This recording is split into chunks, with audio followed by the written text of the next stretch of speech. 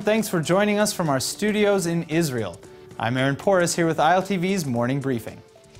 Today, an attempted stabbing attack was prevented in the West Bank city of Hebron.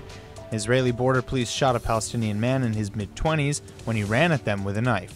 Police had said that the attacker had been carrying a pistol and grenade as well, but later clarified that those items were in fact fake. No Israeli security forces have been reported injured, and the Palestinian suspect is currently undergoing medical treatment. This attempted attack comes just a day after a Palestinian man was arrested by Israeli forces at an East Jerusalem checkpoint after he was found to be in possession of a knife. According to figures provided by the Associated Foreign Press, close to 250 Palestinians and 41 Israelis have been killed in a spat of knife and vehicular terror attacks perpetrated by Palestinian extremists that's been dubbed the Lone Wolf Intifada. The first meeting between Palestinian Authority President Mahmoud Abbas and President Donald Trump seems to have gotten off to a great start. When speaking to Jewish American leaders in the Mandarin Oriental Hotel in Washington, Abbas described the meeting as good, reiterating his previously held statement that a historic peace deal with Israel is possible under President Trump. During the meeting, Trump turned to Abbas and said, "We will be working so hard to get it done. It's been a long time, but we will be working diligently, and I think there's a very, very good chance." During the meeting, Abbas repeated his call for a two-state solution with a Palestinian state based on the pre-1967 borders with East Jerusalem as its capital. One issue that has been viewed as a non-starter for Israel has been the right of return for Palestinians and their descendants who left Israel in 1948 during the Israeli War of Independence.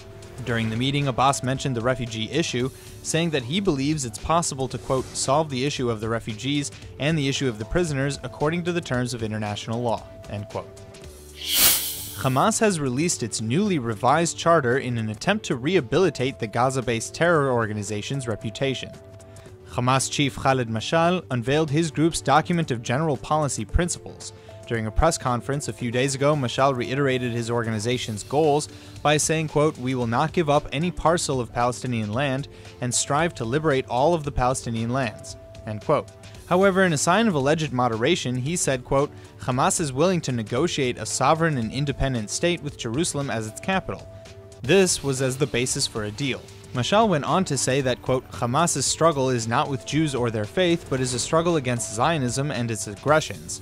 Many political analysts are seeing the new document as an attempt to make the movement seem more moderate in a time when they are losing support throughout much of the Arab world. Jewish groups including Anti-Defamation League chief Jonathan A. Greenblatt pointed out that any changes in the group are insignificant, or at best cosmetic, as the group still encourages violence and reiterates Hamas's ultimate goal of replacing the Jewish state with an Islamic Palestinian one. Texas has just become the 20th state in the union to ban public state entities from having any business with organizations boycotting Israel or the Israeli settlements. Texas Governor Greg Abbott signed the bill Tuesday on Israel Independence Day, saying, quote, "You can always count on Texas.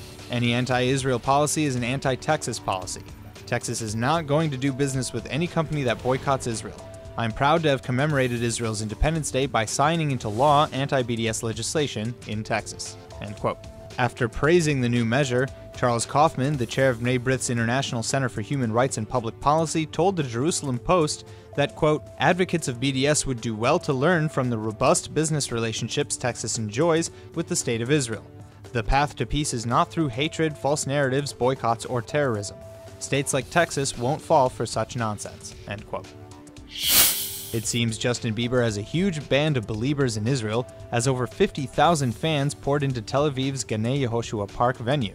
Fans were so excited, in fact, that at least 4 concert-goers were hospitalized, roughly 150 were treated by Magen David Adom paramedics, and 1 woman went into labor. Most, however, were treated for minor issues like dehydration and fainting. The show was Bieber's first since 2011, when he was just 17 years old, and will be the only show in Israel while on tour promoting his latest album, Purpose. Later this year, the Jewish national state expects to be visited by Aerosmith, Rod Stewart, Tom Jones, Britney Spears, Guns N' Roses, Radiohead, Macklemore and Ryan Lewis, the Pixies, and many, many more.